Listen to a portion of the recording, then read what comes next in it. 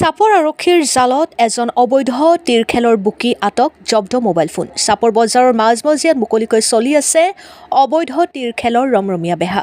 আৰক্ষীৰ চকুত ধূলি দি একাংশ তীৰ মাফিয়াই চলাই গৈছে এই অবৈধ তীৰৰ ৰমৰমীয়া বেহা। এই দৃশ্যলৈ মন কৰক। এই দৃশ্য হৈছে চাপৰৰ বজাৰ মাজমজিয়াৰ বেপাৰী পট্টিৰ।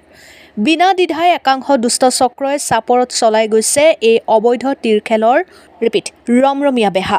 অৱশেষত চাপৰ আৰক্ষীয়ে চাপৰৰ মাজমজিয়াৰ পৰা চাহিদুল নামৰ তীৰৰ বুকিজনক আটক কৰিবলৈ সক্ষম হয়। সময়ে সময়ে আৰক্ষীয়ে তীৰখেলৰ বুকি আটক কৰি আহিছে।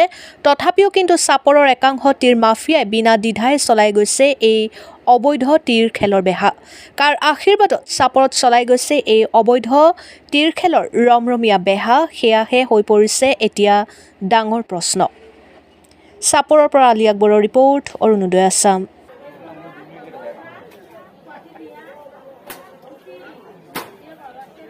আপোনাৰ নাম কি? হা? কিয় ধৰিছে তোমাক? ক'ৰ পৰা ধৰিছে? কোনে ধৰিছে?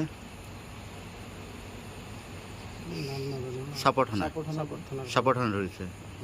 কাৰ আণ্ডাৰত কাম কৰা তুমি? মই কাৰো আণ্ডাৰত কাম নকৰোঁ। তুমি নিজে মালিক ন? কেইটা? এনে মই খেলিছিলোঁ।